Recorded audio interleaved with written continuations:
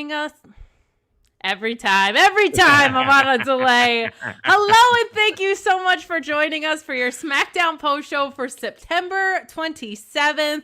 What a wrestling timeline we are living in. Thank you so much for hanging out with us on your Friday night. We appreciate you being here. I'm joined, as always, by the wonderful Alex Cardoza. Alex, how are you today? I'm flipping. I can't even speak tonight. I'm fleeking. Are you on fleek? Is that still a thing? Am I fleeking? Listen, I'm claviculaculous. That's not even a word. Clavicles? Like you're Greek? Yes. I'm clavicking. It's now a verb. I love that. We have our own little dictionary over here. I'm excited.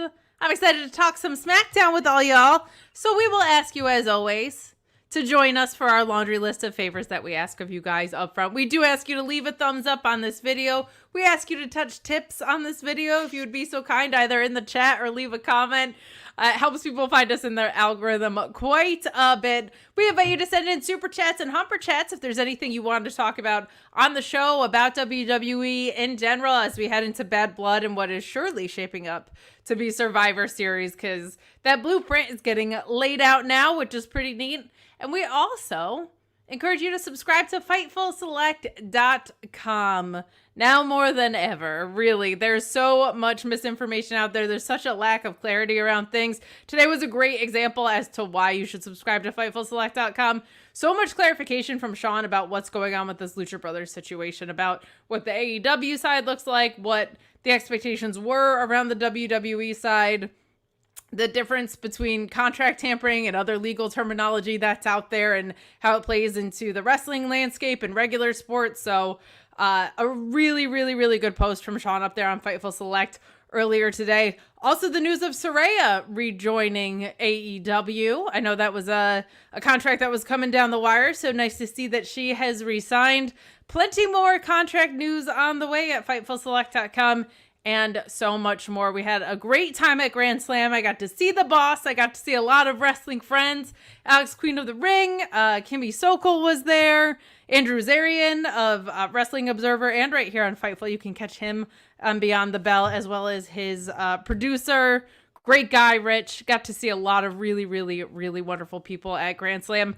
Love wrestling. Love the friendships it's brought me. Been a really fun week, and we're closing it out here with a decent little Smackdown. And I think even more than this week, Alex, they set up some fun stuff for next week. As you and I were talking about, AJ Styles is coming back in what feels like a very big deal kind of way. We have this dumpster match that's getting set up between Mia Yim and the incredible Chelsea Green. So I'm excited to talk about tonight. There were some really great things tonight. Could watch Andrade and Carmelo Hayes wrestle every day of the week and twice on Sundays. My goodness. We're going to get into all of that, but I appreciate that next week's doesn't feel like a throwaway going into Bad Blood. Like, there's some cool stuff on it, Alex. First of all, I want to say that tonight's show was pretty damn good, setting up a lot of different things. I also want to wish everyone a happy last Friday of September as we head into another Burr month and getting into October. We're moving in quick, my friends. We're moving quick. You could almost hear Mariah Carey defrosting a little bit if I stand still. The distance? Yeah. All I want for Christmas. Oh, there, I heard it. And of course, I want to say, I want to start off by saying thank you to all of you guys on the chat. Without you, I wouldn't be here, because you guys always say so many nice things about me, and Kate would have fired me. So yeah, so keep on pressuring her to have me on the show. Power around keep on here. pressuring her. Great show. I think next week's going to be really fun. We are seeing the return of the AJ Styles. Kind of interesting with everything that's happening. You know, here's the thing, Alex. Contrary to popular belief in his theme song, I actually do want some. No, they don't want none. I actually do. I actually do want to see some AJ Styles on my screen. Yes, okay, good. We had to clear ourselves because, you know, the net, they're a little weird. I saw that little post you put up there today. I was just like, I need to fight people. But anyway. They're not people. I don't know what they are, but they ain't people. Right. Good they're show, bots though. I'm and happy. they're weirdos. I'm so happy to be here with everyone and obviously talking about SmackDown with you tonight on a Friday. Absolutely. And you mentioned this earlier, and we're so excited to celebrate it here. It's Hispanic Heritage Month. This is a special month that runs from the beginning of, or the middle of September to the middle of October, I believe. And not only do we have you here, and you do such a great job talking about Latino talent, Hispanic talent on this program, our moderator, Luis Polito, proud representative as well, very connected to the Mexican wrestling scene as well. Like if I ever have AAA or CMLL questions, he's the guy that I hit up because he's so passionate about it and has such a wonderful and refreshing perspective on wrestling. We, of course, have Denise Salcedo here as well. So plenty of wonderful Hispanic people that I get to call my colleagues. And happy Hispanic Heritage Month to everybody in the chat and everybody around the world. Great recognition of that. But if there's anything you wanted to say to it, certainly I would love to leave the floor open. First of all, it's great to have representation. As I said before, in any shape or form, it's Fightful is probably the number one place for that. They respect and give the floor to almost every single time something needs to be represented or brought out. So I'm extremely excited to be part of the team, along with my other Latinos and anyone here on the chat who's Latino, anyone listening in who's Latino. You know, from September 15th to October 15th, we get to really celebrate our heritage. And to my fellow Boricuas and Puerto Ricans out there, what's up? There you go. There you go. Yeah, that was something that Sean's been very vocal about, is when Fightful started the podcasting side of what we do. He didn't want it to be the old white guy network. That space is covered in pro wrestling. And is that what Owens stands for? I'm just kidding. Sorry. I'm sorry. I'm sorry, Oprah Winfrey. I am so sorry, Oprah. Please. Matthew Hook saying it better than everyone. We try to say it as often as we can that Fightful is for everyone, but that's something that is a priority to Sean, continues to be something that I love working here. There's almost a 50-50 split on men and women as well, and I always laugh because by bringing in you, I was the one that actually upset the balance. But I think we're back. And by the way, thank you to KK. You're an honorary Latina too, man. I got to get you the shirt so you can put it on. Just like, you know, Sammy was an honorary Us. We got you an honorary Latina. I hope I get to be as entertaining as him. Well, you're definitely an honorary white girl with how much you love autumn and pumpkin spice. So it's mutual. It's a mutual exchange. But we're going to get into this episode of Smackdown. Please get in those super chats and humper chats if there's anything you would like to talk about. But let's start off with this, because this just rules. Ricardo's not at work. He always sends him messages before work, and it's so kind of him to be so supportive. But he says, hey, not at work for once. Sup, y'all? Sup, Ricardo? We're happy to have you. Welcome to the Friday night party. I know, in real time and everything. We appreciate that so much. I will take a moment right before we dive in here to let you know that the Smackdown Awards sponsorships are open for them. I think I mentioned this last week, but we have sold 6 spots already, and we're not even in October. If you have certain categories that you want to request, if you're looking for Gear of the Year, if you're looking for Hater of the Year, maybe Nigel McGuinness will sponsor that for his magic show or something, because he is certainly a candidate for Hater of the Year. Both men's and women's best of categories, things like that. You're going to want to get in early to get those categories requested. We can't guarantee anything, but earlier requests will get honored for those categories ahead of time. We'll be taking, for the next couple of months through the end of the year, basically, submissions for those sponsorships, but they're pretty affordable for what you get. We have 500,000 followers on social media between Sean's Twitter account, which has over 300,000, Fightful's Twitter account, which has over 200,000. You get an on-air read as well, and inclusions in all of the distribution and promotion. So there's going to be a lot of fun things going on. Not a bad deal for $100. Come on board with the Fightful Awards. Wait, that's it? Only $100, and we had over 35,000 views last year as well across all platforms. It's time to put my company on the Fightful platform advertising. Hey, I know a girl that can hook you up, but let's get into some Smackdown, because as Alex said, we had a great episode tonight that set up a lot of stuff, but Meet Normus kicking off Hispanic Heritage Month properly as well, saying, "Hola, partners, vamos crank." Vamos crank. He is the best. He is the best. Oh, but boy. As FightfulSelect.com reported, Randy Orton is going to be kicking off this show tonight, and 13 minutes later, he comes out to kick off the show. That's one of the quickest confirmed scoops that we've ever gotten, I think, on here. But Randy Orton comes out, huge reception. I love how over Randy is. I love how happy Randy seems in this run. Like, he's one of those guys who's just so transparent. You could tell when he's into something and when he's not. And he has seemed pretty excited to be back this whole run. So happy for him. But he says he's been at this game a long time and he doesn't really trust anybody, but he knows he can trust Cody Rhodes. And Randy wants to know why Cody Rhodes didn't pick him as his tag team partner for Bad Blood, which of course calls Cody out. Everyone's got adrenaline in their souls. Everyone's excited to see him. But he says, I know who I'm standing in the ring with. I know I'm standing in the ring with the Apex Predator. I know I'm in the ring with the Legend Killer. And he is hoping for Randy Orton to empathize with him because he says that the Bloodline is kind of becoming legendary in itself and it needs to be slayed. It needs to be killed. And he hopes that's not an issue for Randy because he needs to commit this murder. But Randy says it's not a problem unless Cody makes it a problem.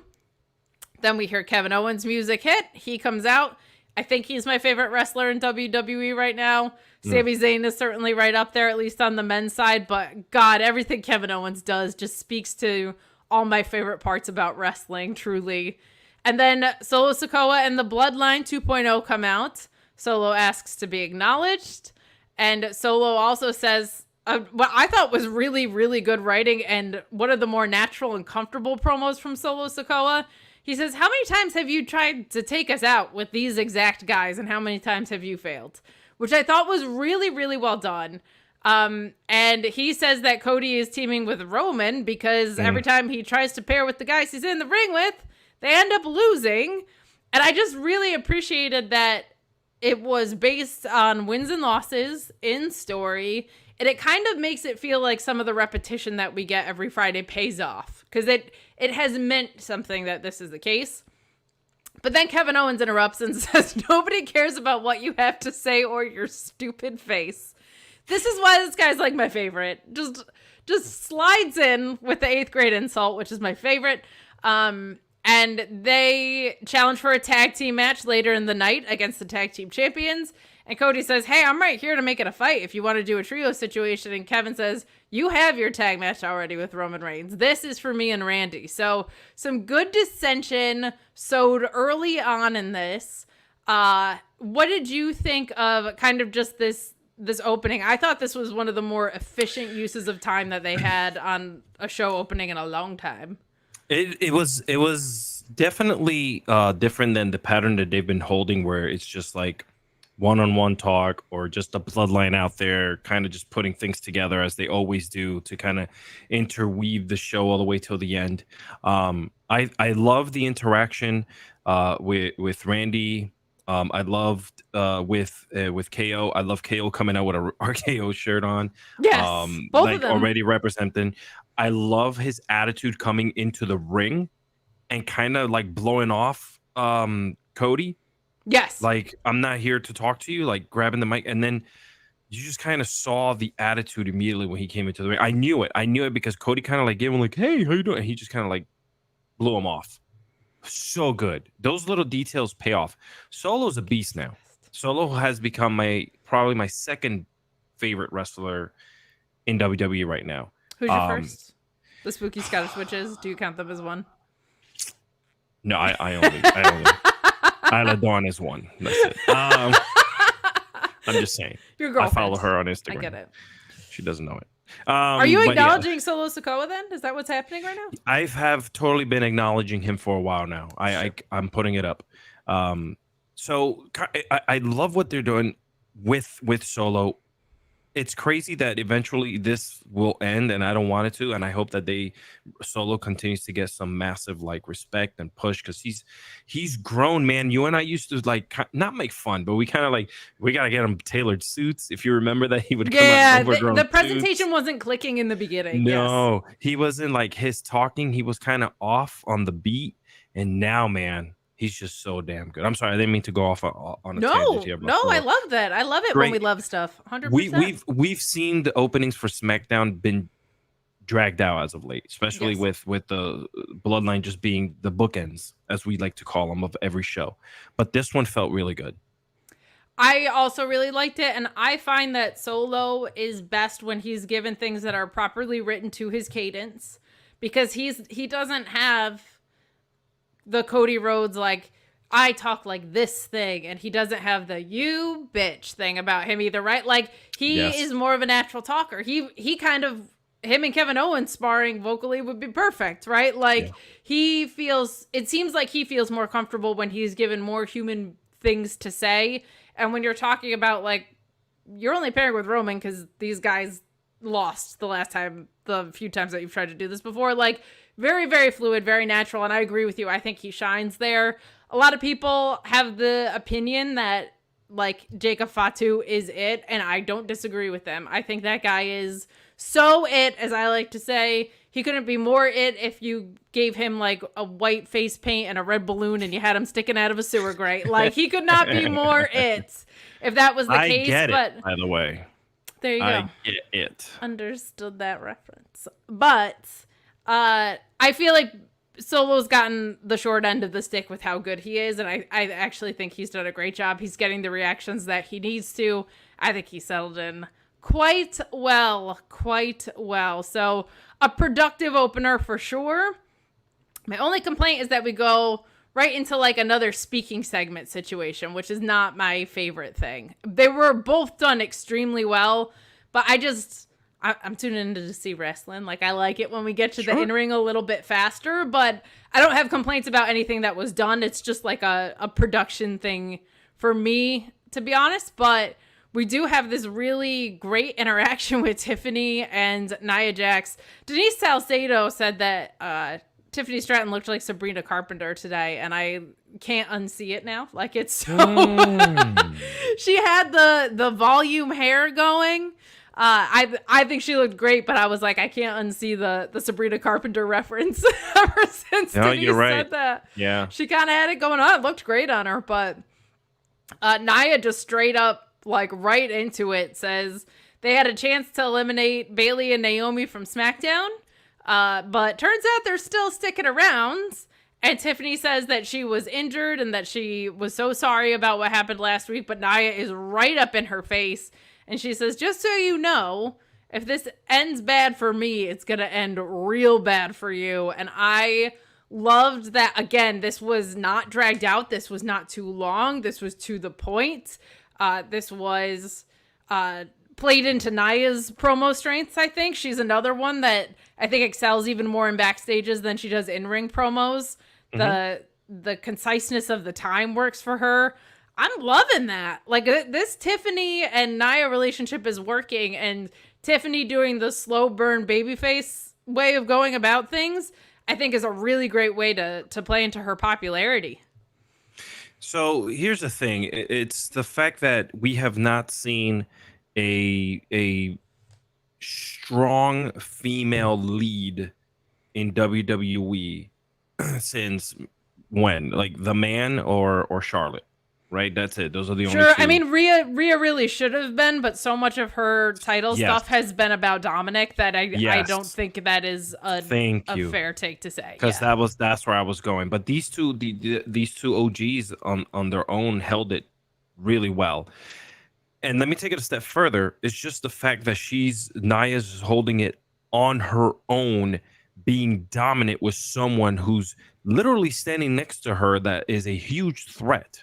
Okay, the way she looked at her, the way she talked down at her, the way she grabbed her by the throat, it's like, tell me why I shouldn't pound your face right now for just being a goddamn nuisance, right? That's such a Tony Soprano, old school, freaking Sopranos episode right there, where she should have grabbed her by the throat and raised her hand to kind of be like, say something else, right? I mean, that's a little too violent. That's not PG. But it's that tone. Like you're definitely not wrong about that. But Nia's giving me that, and I'm like, yeah, do it. Slap the silly out of her. It's really refreshing. And the other thing that we've seen, this is something that I applaud the new era for doing, especially on the women's side. The new era. We've seen women's wrestlers in WWE and wrestlers across the board, I think, but it shows up a lot for me in the women's division we've seen these women be smart in their relationships, which is not something that you got at all in the Vince era on either side, on the men's or women's side. Bayley saw the turn coming, right, with Io Sky. She saw that Damage Control was imploding. She knew enough Japanese to pick up on what was going on. She felt the vibes of getting betrayed behind her back.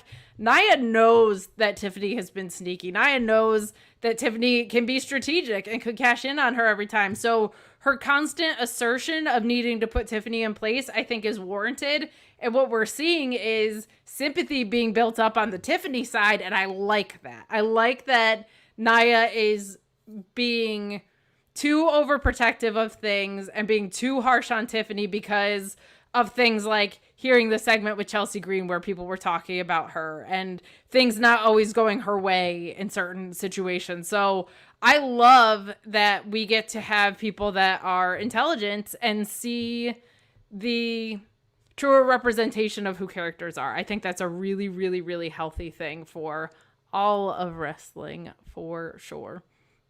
It's so weird that all my character complaints are on the heel side now, and they used to almost entirely be on the babyface side. Like there was one type of babyface, it was the underdog, and they copied and pasted it over and over and over again. And then there were dumb, goofy ones. And now I'm like, we have so much dimension on the babyface side in WWE. Like LA Knight feels different from Cody, feels different from Sammy. But now all the heels, I'm like, Gunther shouldn't be running away from Sami Zayn. He should be trying to avenge his loss. Like now all the heels are starting to feel like chicken shit. And I'm like, no. Keep them both diverse and fresh, please. So it's funny. It's funny how quickly that switch flipped. But some good stuff there. Guys, get in your super chats and your humper chats. We appreciate the support. Please leave a thumbs up on this video. A lot more of you are watching now than were at the beginning of the show. So we are repeating our list of favors that we ask of you. But Bad Robot saying, hello, favorite post show. Well, hello to you. Sorry, LA Knight, but the mid-card is killing it. Put the belt on Andrade or Melo, please. We're going to talk about that in a bit. Are you happy with the Bayley-Nia rematch, or would you have wanted Naomi? Well, we are going to talk about that match right now because this surprised me. I thought for sure we were going to go to a non-finish of some sort and set up a triple threat, but we have a really, really fun match here that I really enjoyed. Naomi and Bayley just have really good chemistry. Like, whatever was going on with Blair Davenport and Naomi wasn't quite clicking in. Naomi was, like, back in her bag tonight. She looked great out there. The Uno gear was so much fun. I thought it was a nice wink and a nod to what we might be getting down the line from her. And Bayley is Bayley. Like, how can you not just be so excited to see Bayley wrestle? I think she's just one of the best performers you could have. To me, she almost reads as a Sami Zayn of the women's division a little bit, like in a different way, but she's one of those baby faces that just always has my attention and is so easy to root for. And she gets the best of Naomi here, who put up a really, really good fight. And it seemed like there was some post-match introspection going on from Naomi.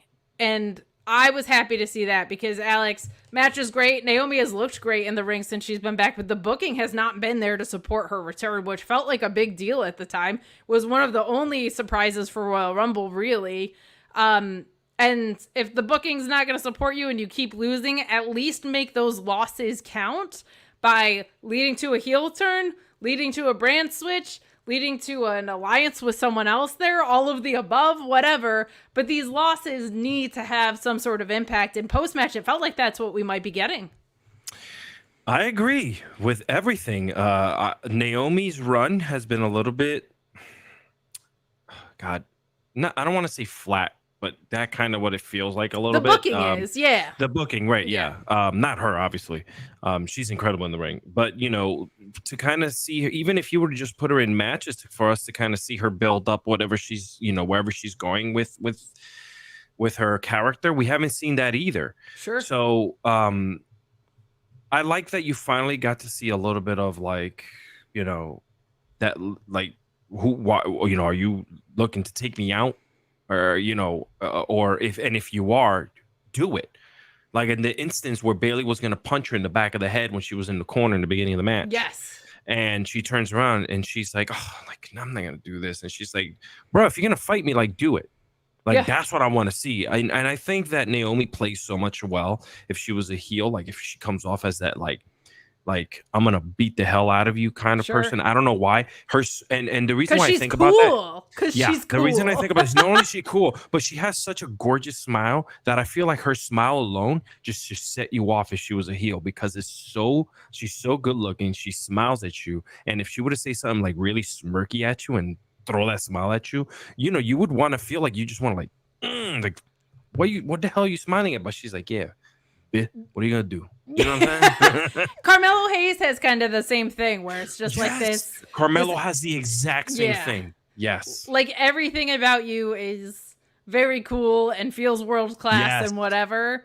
And sometimes for some reason that can lead to really compelling heel runs because I and my clavicles want to feel the glow. That's it. That's all that you want. That's all we want in this life. But good match. Good match there.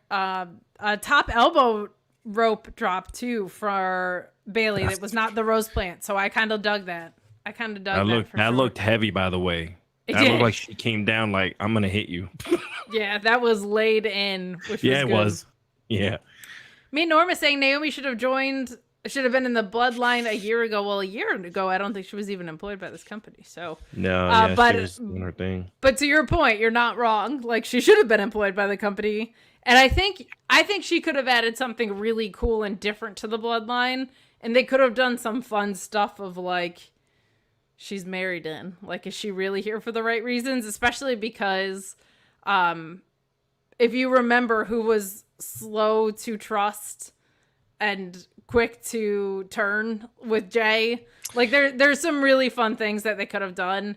I don't know if it's a missed opportunity because I think that story was for the most part handled insanely well, but it could have been fun. It definitely could have been fun. And we need a little different taste. Why not have the taste, of have a female talent join the Bloodline? Like, it's all been male characters going after each other. It'll be cool to kind of have that other side, Agreed. Ryan Sully pointing out that someone in production must not have watched WWE programming in the last couple months. They put damage control graphics on Bayley's Titantron as she came to the ring. Fun match. Interesting to see where the story leads. Cheers. Well, thank you so much for the generous chat. We really appreciate your large donation there. But this is the first time it feels like a Naomi loss has meant something, and it needs to. I'm happy about that. Yeah, and also, like, I've taken a seat back into noticing, like, yes, there's some stuff like that in production happens, but it's a live show. Things happen all the time, so, like, I guess we could just, maybe she wants to join Damage Control again. Who knows? It is funny though, because I forgot until this got brought up to me the other day. Remember when Cody came out as insert talent here? I forgot until that was mentioned on our select show the other day. In a pay-per-view. Yes. And all that. It wasn't just a... I'm sorry. Guys, I'm very old school. Can I just say something real quick? Of course. I don't know if you guys knew this. I brought this up to Freddie. Freddie was smartened up to it as well. If you guys don't know who Freddie Prinze Jr. if you look behind you on the ground, you might see a name that you just dropped. Oh, yeah. I don't... Let me pick it up again. I told him, I said, we are in the age of, subscriptions. So we pay our $6.99 on Peacock and we watch it, right? But you can still order WWE pay-per-views traditionally on pay-per-view anytime you want. Yes, you can. It's so crazy. So I was just like, he was like, really? I was like, yeah. So maybe I still watch them as pay-per-views, Kate. Maybe you do.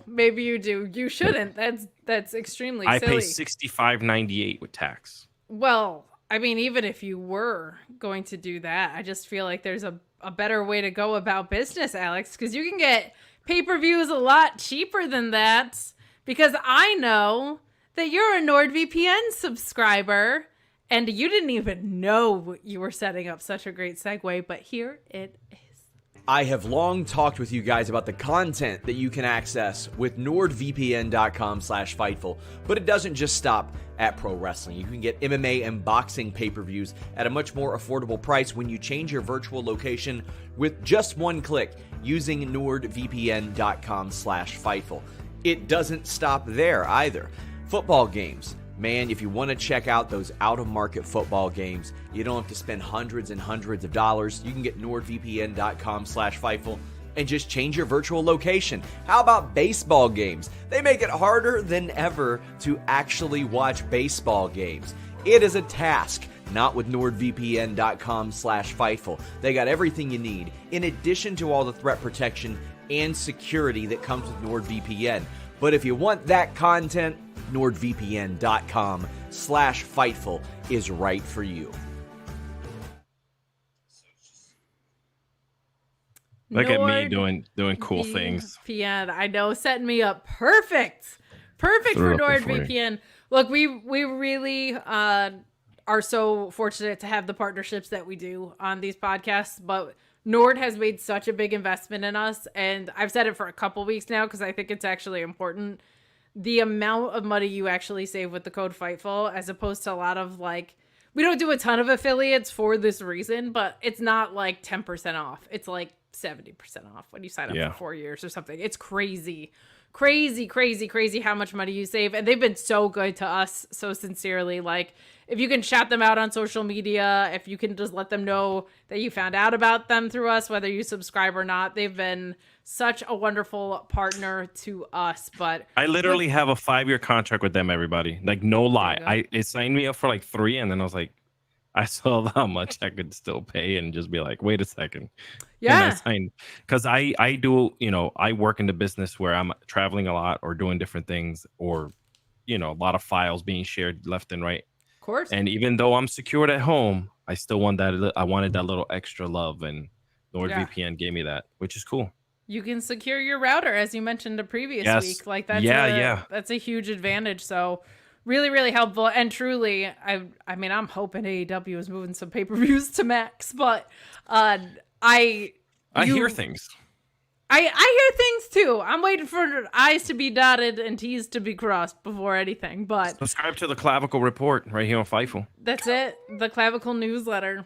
But you really do. I mean, you save for it. What you save in getting 2 pay-per-views on Nord is like pays for itself for the year or whatever. So it's pretty wild how much value they've provided for us as a partner. So very, very, very much appreciated. And with all the great money that you're saving, you can subscribe to FightfulSelect.com. I plugged it at the beginning of the show, but now well over 2,000 people are watching. We appreciate all of you. But we will remind you on Fightful Select, great piece from Sean about the Lucha Brothers situation, clarifying exactly what the heck is going on with Penta and Phoenix, what the difference between the legal statute is that would be being violated potentially, as opposed to what contract tampering is, and how that applies to traditional sports with, players associations and rules for leagues versus what is actual like legal jargon and stuff like that. Really, really great report from Sean up there, who is working his butt off after coming out here for Grand Slam. So we appreciate him so much, and we appreciate all of our subscribers. So thank you for that. But we will move along. A quick programming note as well.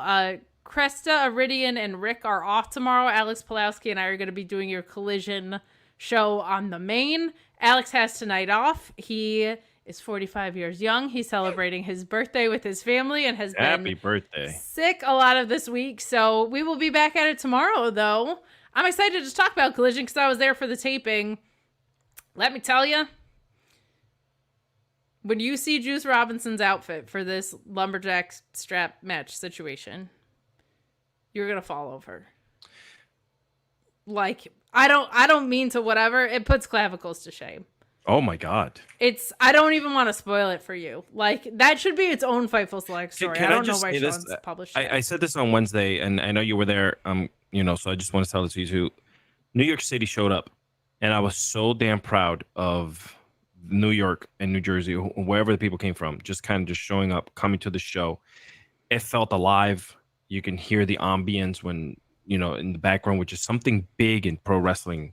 WWE crowds, you feel the ambience when people are wrestling and no one's talking.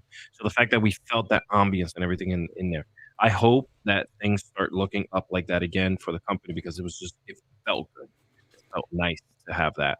AEW got a big ticket push as well.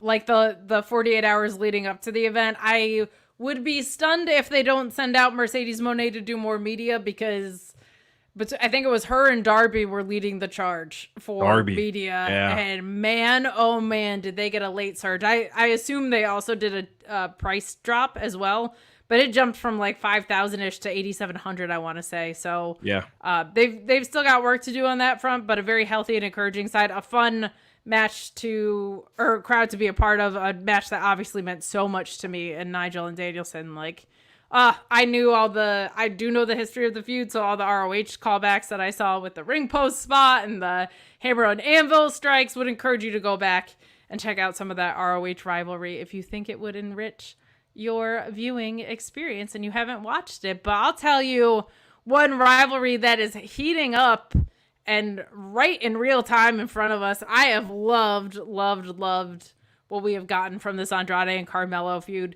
Two top talent that weren't really having anything to sink their teeth into. Every match they've been given, they have showed the frick out, man.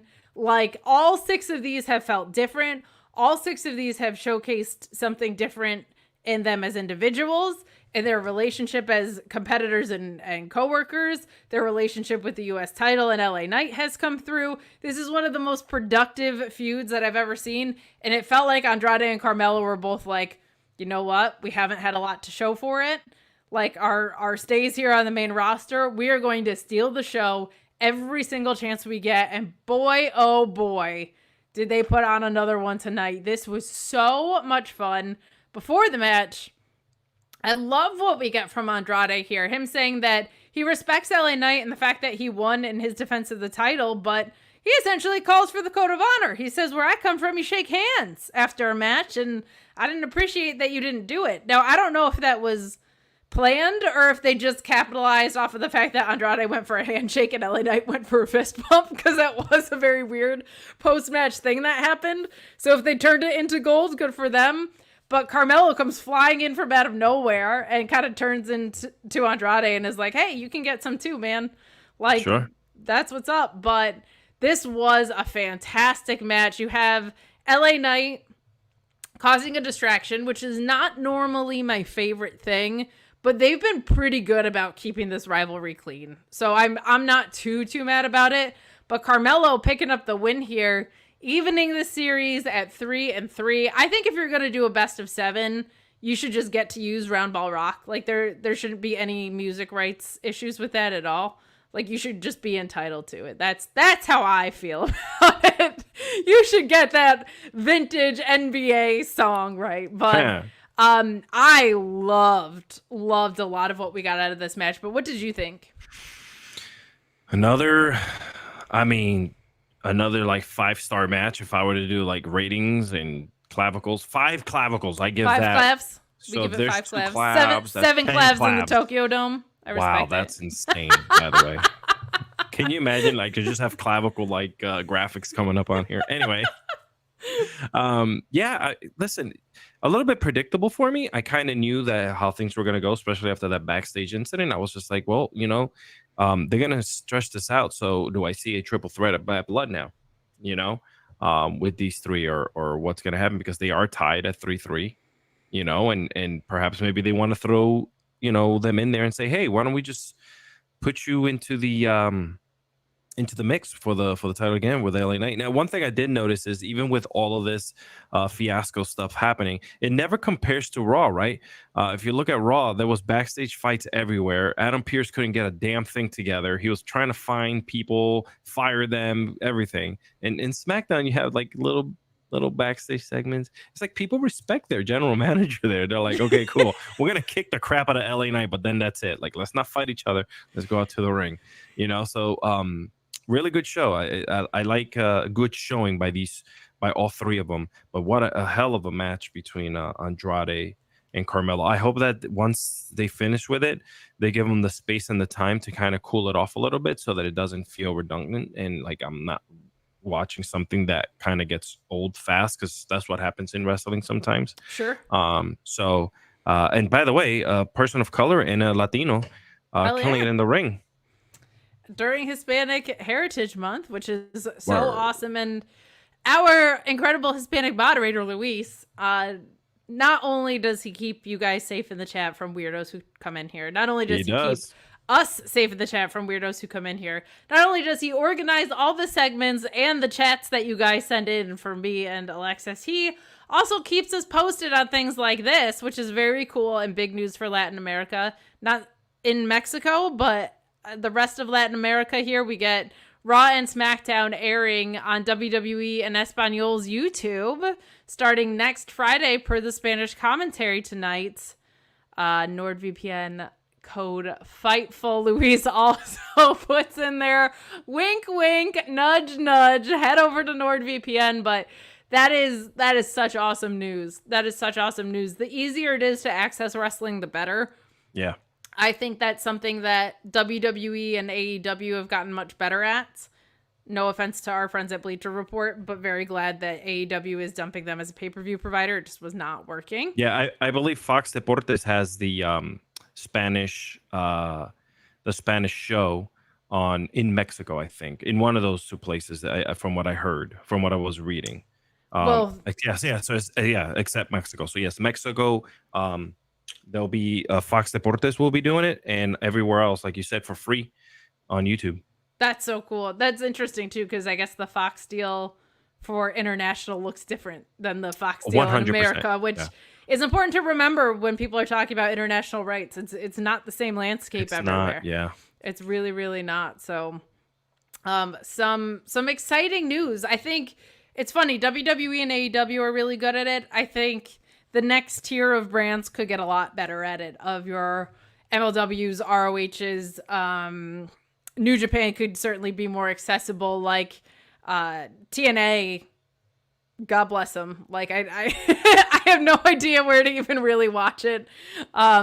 So it's very good when internationally there's this demand for wrestling that we see with pay-per-views and PLEs all over the world, and then the distribution being able to follow suit. And Luis just going ahead and confirming for us what you had said, that Fox Deportes is a Latin American broadcaster, and once Raw moves to Netflix, the rest of WWE will move there too for Latin America. So good stuff on top of that great stuff that we got from Carmelo and Andrade. It is. It's beautifully done.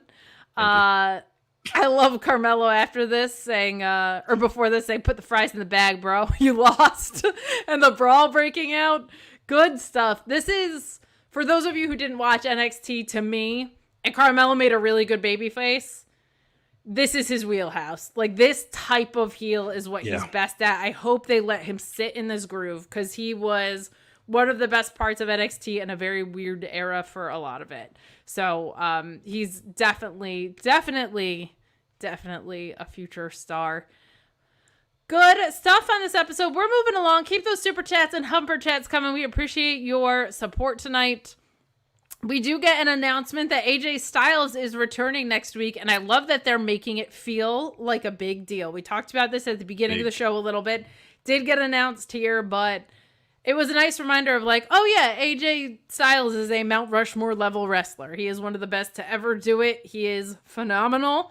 Let's treat him like that. Maybe let's realign what that relationship with the Good Brothers, Bullet Club, whatever you want to call it, is, because they're losing to Hank and Tank on NXT. I don't know what's going on there, but like, let's pick a plan and stick to it for AJ Styles. He's one of my favorites. I love watching that guy. I'm excited to see him come back. Are you? Yeah, I mean, here's the deal. Last time he was in the ring was for this like a quick ass thing with Cody. Just kind of didn't make sense. So here we are in the last 3 months of the year. If you are part of Fightful Select, you know that there's a lot of contract negotiations coming up. his name has been brought up a little bit here and there. And I told this to Kate, and obviously I'm just saying this because this is just the way entertainment works. It's kind of, to see him kind of come back into the fold right before something were to happen. We saw it with Ricochet being in that high feud with Braun Breaker right before his contract was over. We're seeing KO being featured a lot more than he was before as well on television. So a lot of different things happening here. So I'm super excited to see AJ. I don't know where he fits or what he's going to do, but I guess we'll find out next week. There are rumors not confirmed by Fightful. I can't stress that enough. But that SmackDown is going to be moving to 3 hours. They need to bolster this roster if that's the case. This could be the beginning of that. But you're right. There are people whose contracts are coming up. There are some names that are going to surprise you about whose contracts are coming up. Still to come. So are you saying 3 hours? There's a January, possibility. Maybe? Yeah, that could be the case. But they got to juice up these rosters because there are weeks where, quite frankly, it feels thin at 2, right? So if they're trying to add some star power, I think that would be a very, very good thing. I got to put in my 3-month notice. No, I'm just kidding. It is. Look, I get it from the perspective of USA doesn't want to give up a 3rd hour of wrestling. Wrestling is one of the highest drawing things on the USA Network. A 3-hour wrestling show, no matter who's putting it on, is a chore. Like, it's just it's a lot. I actually think on Raw a Friday night. A Friday night, that's really tough. That's really tough. When we used to review Rampage, that felt like a remember. slog. Yeah. So it is a lot, and even Triple H has said like that 3rd hour is almost it's like impossible to describe how much harder it is to write because it's wild. Like it's a lot. Yeah. It's a lot. So I think Raw's actually done a better job of their pacing with 3 hours, but it's still tough. It is still tough. But let's move on to some more women's action. Nice to see multiple women's action on the show, matches on the show. Nice to see Michin just really shining now that she's being given more opportunities. It's very, very refreshing. And she is in a match against Piper Niven. I say this about Michin all the time. One of the best counter wrestlers, man or woman, on the face of the earth. Like, she is so intellectually sound in the way that she approaches matches, and she believably responds to offense that's laid into her, which is something that I think is actually really important when you're facing someone like Piper Niven, for sure. Really nice Kawada kicks in this from Michin, too. Just little things like that, but then running right into the black hole slam. Like, this match told the story that it needed to. We, of course, have Chelsea Green at ringside, who gets booted in this, but we get Michin winning with the defeat on Piper to set up our dumpster match next week with Chelsea Green. So very much looking forward to that. Love that this also got some time. Michin was, I think she was in a match that was, no, there was something else. I think that, no. Was it last week? That match got cut down to 2 minutes. Yes. I think, yeah. Okay. So they got kind of screwed over last week. They compensated for it this week. We love that. Respect for women's wrestling. So that's really, really good that they gave this 9 minutes basically, which is great. I love what we got out of this, and it's been very nice to see these title adjacent feuds building out, even though we saw Chelsea and Piper being in Nia's ear a little bit around the title, right? Like, they do a good job of weaving in and out with this women's division now. What did you think of this match, and are you so excited for the dumpster match? Because I am. I haven't seen one since, I remember dumpster matches happening every Monday night on Raw back in the day. So to kind of like see this happening with the women, I'm excited. I'm hoping that they go all out and they really they show off more of their wrestling like ability and make it into like a woman's ass beating event.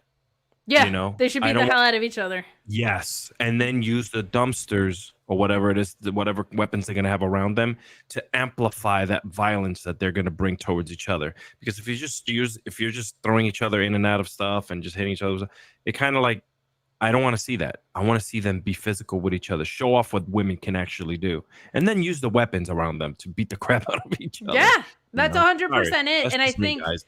No, that's a really good point in my opinion, because I feel like Chelsea Green is one of the best wrestlers at making us laugh with her and not at her. That was something that is a very fine line to walk in wrestling in general, and something that was even more impossible before this new regime was in. And part of why we laugh with her, not at her, is because when she's in the ring, she reminds us that she can go, right? So I need her to, I'm sure she'll be wearing like pink and having like a pink dumpster or whatever that looks fabulous. It is in sequence and stuff. I'm sure we're going to get a lot of entertainment. We will be sports entertained. But like the fact that Chelsea Green can go is always the thing that keeps us from taking her work seriously, but not her personality too seriously. And I think that's really, really, really important and undervalued with her. Agreed. We do have Meet Normus sending in a chat. We thank you so much for that, saying, for the new people, I am the OTB, the tribal beef, the final sauce, the maker of puns, the smoker of meat, sometimes veggies. Acknowledge me. We always throw up the ones for Meet Normus. And then we touch them. That's right. We touch tips. We do that. We do that around here. Wiggle, wiggle, wiggle. That's what's up. Oh, you guys are going to have so much fun seeing Manny and Mason's segment tomorrow on Collision. I'm so excited how over they are in AEW, and I'm so excited for the Outrunners, like these silly goose tag teams, but like MXM being able to embody their characters in the way that they've always wanted has connected so well with the AEW crowd. You're going to have a lot of fun with that Collision segment that is coming up tomorrow. So we do get Jade Cargill and Bianca Belair hype up for Bad Blood. They say that they're going to be hosting the event, which I kind of am not surprised by. I'm hoping that sets up a feud for those titles. But we also get Naomi walking around in the back and Bayley trying to apologize to Naomi. And Naomi saying there's nothing to apologize for, which I really liked. And then asks for a title shot from Bayley after she beats Nia Jax. Bayley is agreeable to it, but hesitant. I love this from Bayley because she's seen it before. This happened with Damage Control, right? She has her guard up appropriately. But Naomi walks and finds Tiffany Stratton next, and Tiffany trashes her a little bit, and Naomi says she'll get a match with Tiffany next week. So next week is really looking like a hot show. Like, we got the dumpster match. We're going to have that match. We're going to have AJ Styles returning. I'm excited for that because it feels like they give up on a lot of the go-home shows. Might be easier with this one because this PLE is in America and you're not trying to balance a show in Europe with a go-home. But they really have put a noticeable effort not only into this show, but Alex, we've seen them just give up on this season in WWE. They're like, we're phoning it in until Royal Rumble. Like, it's something that we have seen in past years. So a concerted effort overall feels really refreshing. Yeah. So I'm wondering if this is just something that they're going to be hopefully pushing towards the new year and whatever. Like, you know, I mean, they only got two pay-per-views left for the rest of the year. Mm-hmm. Bad Blood and Survivor Series. Yep. So if they really planned this out right, especially with going on to Netflix, I know that every go-home show on Friday is going to be on USA, specifically because of the pay-per-views being on a Saturday or Sunday. So nice. I hope that this is the trajectory that they keep on. I know it's hard because you don't want to get anyone injured before a big show. And some of them are just pre-taped. Like, that's a tough thing. That's a tough thing. Yeah. So I do hope that, and if they are going 3 hours, my goodness, there's just a lot to play with here. I would prefer them to maybe do a hybrid where they don't phone it in, because we've sat here and we were like, why? This show made no sense. Yeah. And then we have tomorrow, next week, which, by the way, they're stacking it up, but we got to make sure that it makes sense, right? Yes. Because that dumpster match might be it. Might be the excitement for the night, and we have AJ Styles come out and pop a promo and then just leave again. You know, like, sure. We'll know next week, but it's starting to look really good, and I hope that this is something that they do for the future. I do too. And it's fun to, man, there were so many weeks in like the Vince era or whatever where we didn't even know what was announced the day of the show, and now I know there's 3 segments next week that are already, like, I know what's going to be happening. So it's refreshing to feel like they know what they're doing, because that was not the case for a while. But episodes like this are so much fun to talk about and review, because the flow of this was easy. Like, it's really nice to have episodes that have a lot of logic and good in-ring behind them, for sure. But we're talking about all these PLEs, all these pay-per-views. We're talking about how to save you money with Nord. But if you're saving all that money, what if you want to take a little gamble, Alex? What if you want to throw some money at wrestling? Or what if you want to throw some money on some football in this football season? My Steelers are doing great, man. I'll take some bets here or there. Well, let us tell you about not the Dallas Cowboys. We're going to tell you about BetOnline, or more accurately, we're going to make Sean tell you. I want to talk to you guys about our great partner at BetOnline AG. Yes, the place that lets you bet on pro wrestling. We've gotten our pro wrestling betting odds from them for years, well before we even worked with them.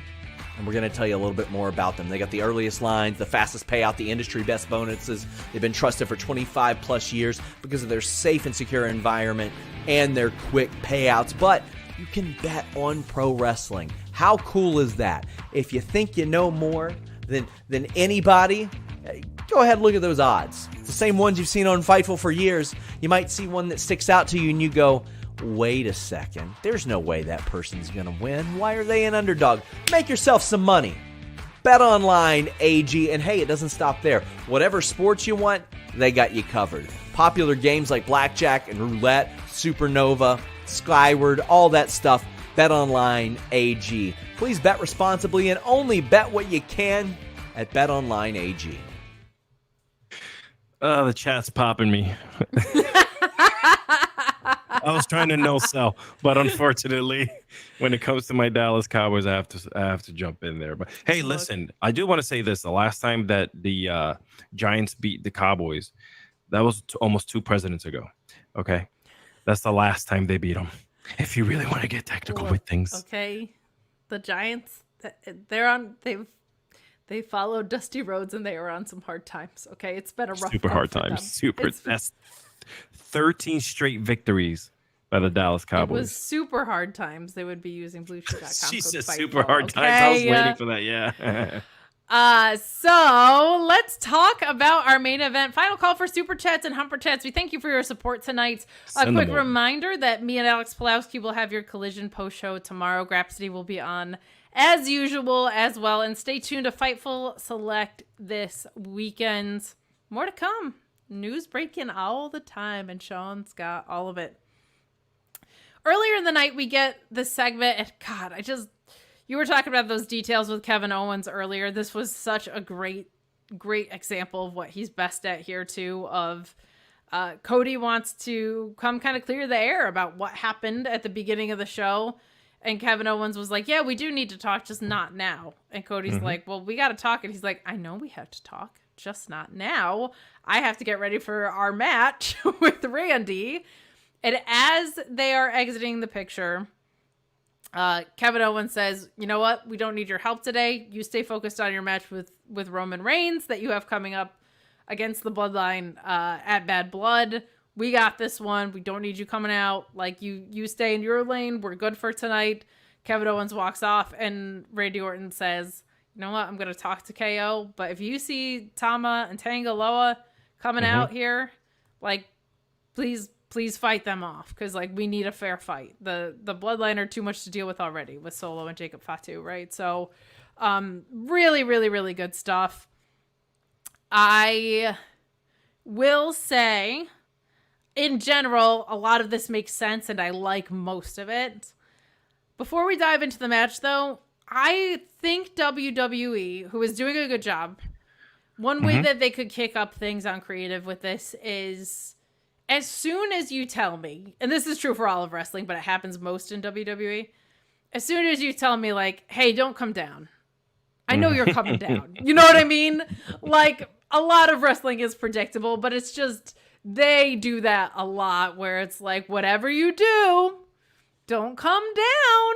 And you're like, okay, so it's just a matter of time, which we already knew with the Bloodline anyway. That's kind of their whole thing. Yeah. This is one of the better delivered versions of that because Kevin Owens is amazing.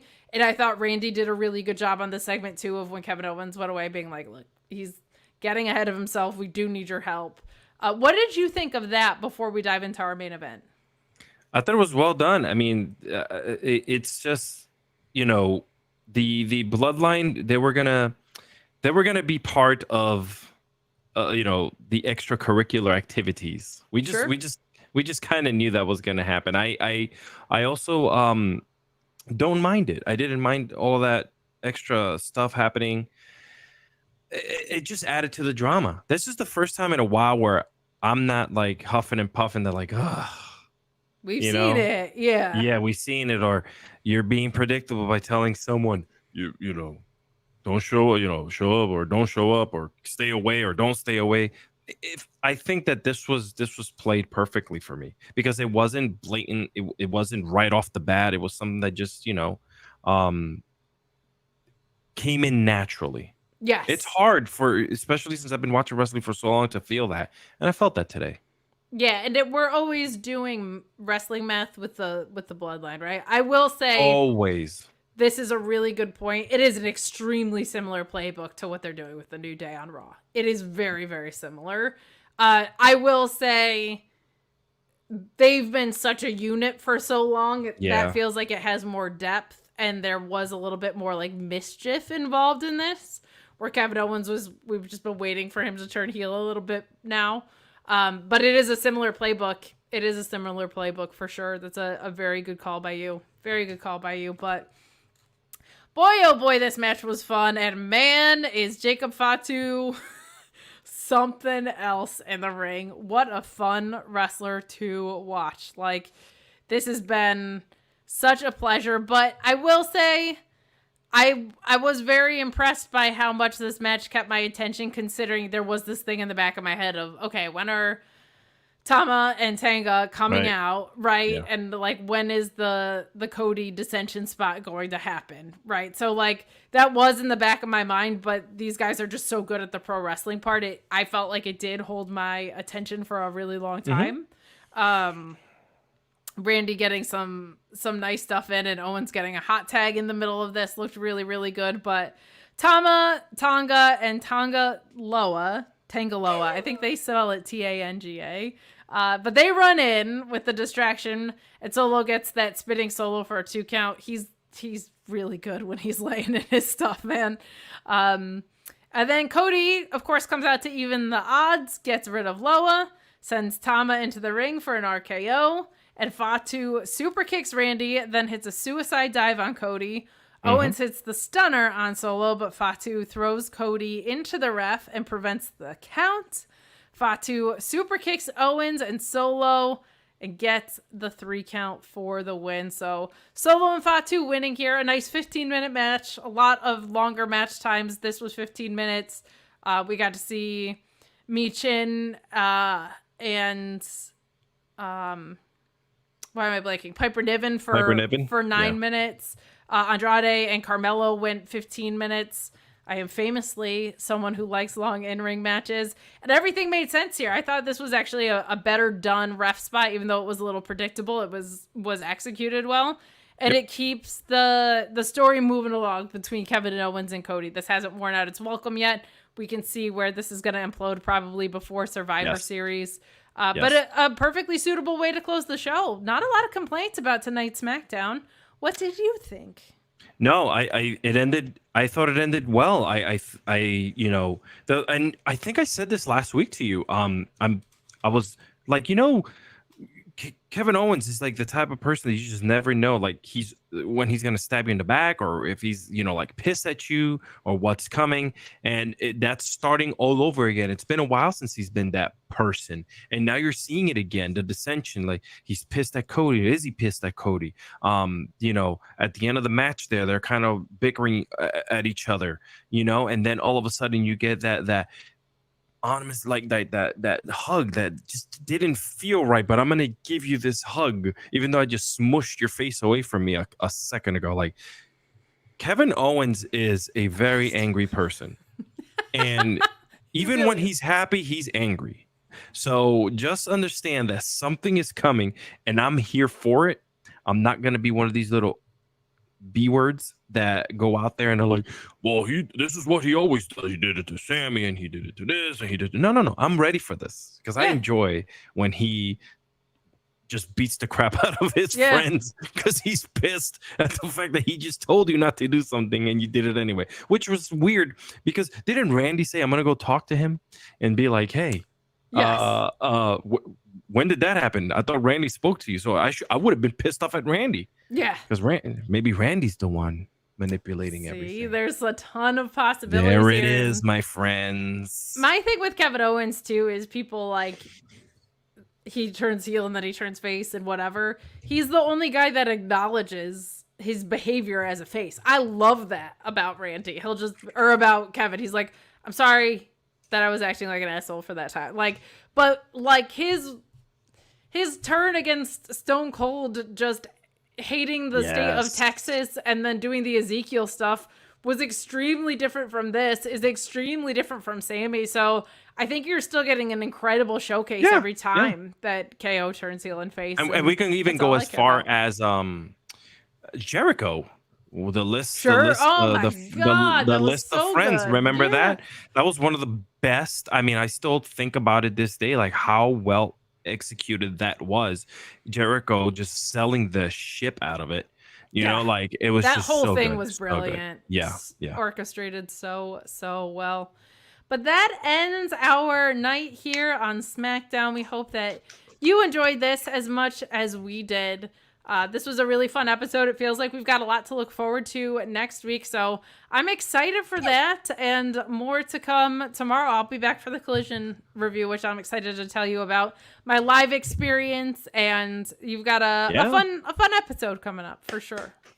So before we get out of here, Cardoza, where can the good people find you? Hey, first of all, I just want to say thank you to everyone who watched again tonight. Shout out to Danny, who shouted us out on her show, on her SmackDown watch-along show. Told everyone to come out here and check it out. That's awesome. Thank you so much. Yeah, so thank you for... Yes, that one exactly right there. Thank you so much. All the way from the other side of the world. So it's like, 7 a.m. by them? So that's crazy. Gosh, thank you. That's so kind. Yeah.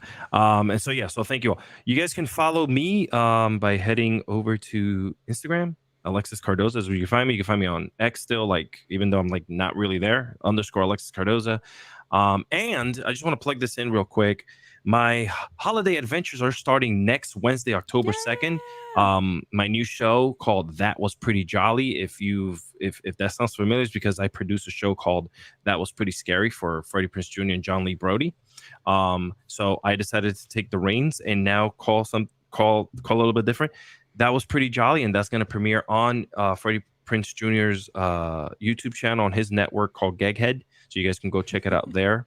You can go to thatwasprettyjolly.com, thatwasprettyjolly.com, and you'll see all the links in there for the podcast and for the channel. Make sure you subscribe and give us some love, man. We're going to be talking Christmas movies for the next 12 weeks, and I'm hoping to get Alex and Kate in there for hopefully a movie review with myself and my co-host Dina. So yeah, that should be fun. I love it. I love Christmas. Sorry, I love Christmas movies. No, that's okay. You've got a lot going on. We love that for you.